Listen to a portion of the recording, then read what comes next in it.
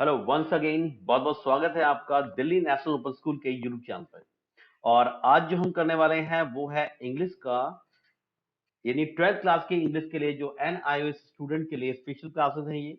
और इसमें ये नोट्स है, जो कि नोट्स है, ब्रीफिंग है, और खास तौर पर उन सभी स्टूडेंट के लिए है जो स्टूडेंट एनआईओएस में 10th या 12th करते हैं। और अब तक हमारे हमारे ही इसी स्कूल से 5,000 बच्चे से ज्यादा बच्चे पास हो चुके हैं, यानी अप्रोक्स में उससे ओवर है ये। और अब हम आज जो स्टार्ट करने वाले हैं ये एनआईओएस के स्टूडेंट के लिए नोट्स है, जो कि इंपॉर्टेंट क्वेश्चन फॉर एग्जाम है।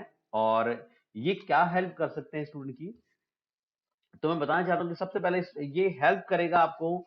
पहली चीज, अगर आप इंग्लिश में बहुत वीक हैं और इंग्लिश में चाहते हैं कि इंप्रूवमेंट कैसे हो सकती है, तो यस, उसके लिए दो, अगर आपको बिल्कुल इंग्लिश नहीं आती है तो कोई प्रॉब्लम नहीं है, अगर आपने बुक नहीं पढ़ी तो भी कोई समस्या नहीं है।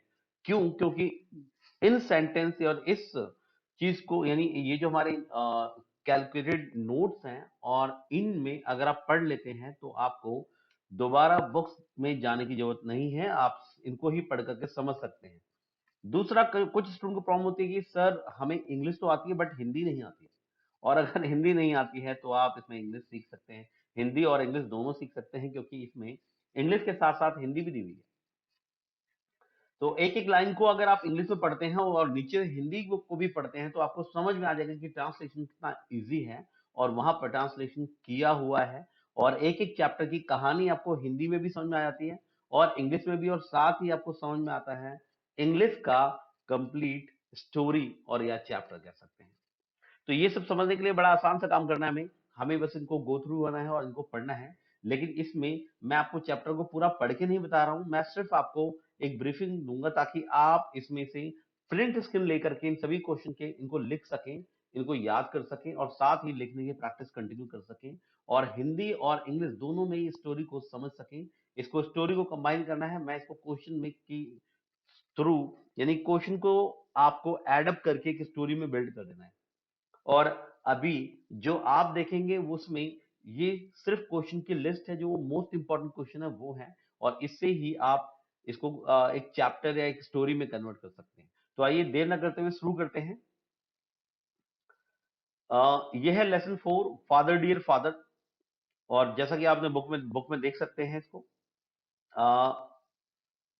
यहां से स्टार्ट करते हैं। यस, तो is writer a good student, which words give you answer. तो इसको स्क्रीनशॉट आप लेकर के इसको सीख सकते हैं, इसको स्क्रीनशॉट लेकर के इसको आप करिए। Are Pythagoras theorem and Newton law of gravity important to all of us in our daily life? Why do you think we all learn about them? So इसमें हिंदी प्लस इंग्लिश का मैंने जैसे बताया, जिसमें इसमें हिंदी नहीं है बट बाकी उस सब में हिंदी है। What kind of life did writer grandfather lead when he was a small boy? कुछ छोटी छोटी सी मिस्टेक हैं बट उनको आप सही कर सकते हैं, ठीक कर सकते हैं, कोई बड़ी समस्या नहीं है। जैसे यहाँ पर एक वजह से रह गया, what was the considered important in those days? Next हम बात करते हैं question number 4, what difference does the writer see in his mother nature grandfather and his grandfather, and what does he think is the reason for this? Next हम बात करते हैं, what does the writer think is wrong with his education, what should he really like to learn about? तो ये screenshot आप लेकर के या साथ साथ वीडियो के चलते हुए आप इसको देख सकते हैं, और इनको लिख करके आपको याद करना है, क्योंकि एग्जाम में क्वेश्चन जो है ये मोस्ट प्रोबेबली आते हैं, और इनमें आने ही के चांस है, और कुछ आ चुके हैं।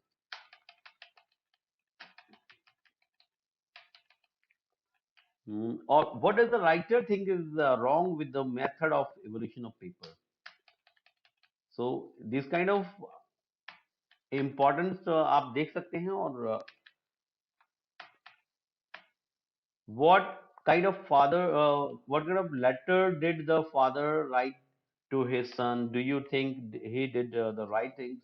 तो यानी कि कुछ ऐसे क्वेश्चन भी आते हैं जो आपको वहां पर अंडरस्टैंडिंग बेस होते हैं, कि अगर उस कंडीशन में आप होते तो क्या करते, या आपको आपको क्या लगता है कि फादर ने इसे लिया, any father wrote a letter to his son. So is it right or is it? What do you think? So you're thinking, or is he right or is he wrong? What is the right? What is the wrong? So this kind of questions came in your exam also, or right now it's coming actually. So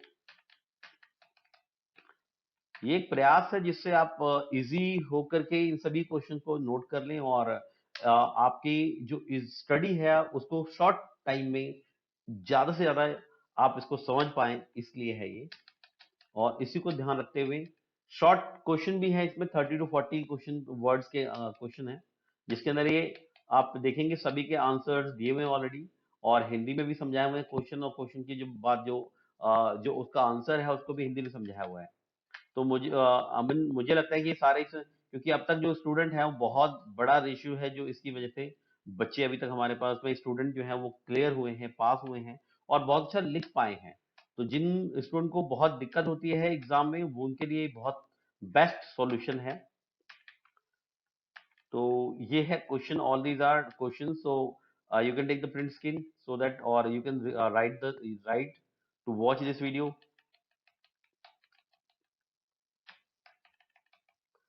और हाँ, एक चीज और ध्यान रखिएगा कि आप बताते हुए प्लीज बताइएगा कि आपको ये वीडियोस वगैरह इस तरह के क्या कितने हेल्पफुल हैं, और अगर आपको लगता है कि is there any we need to improve anywhere, so please वो बताइएगा कि आपको इस चीज में ऐसा कीजिए या इम्प्रूवमेंट कीजिए, या इस तरीके से और कर दे तो और बेटर है। We like your comment, we like your suggestions, so because we always open to improve our self. और स्टूडेंट की तरह अभी हम भी इसी पर काम करते हैं, ताकि स्टूडेंट के लिए ज्यादा से ज्यादा हेल्प कर सके, ज्यादा से ज्यादा उसको हेल्प करते हुए साथ साथ उसको इस तरीके से तैयार किया जाए कि हर स्टूडेंट तक हम अच्छी तरीके से स्टडी में उनको हेल्प कर पाए।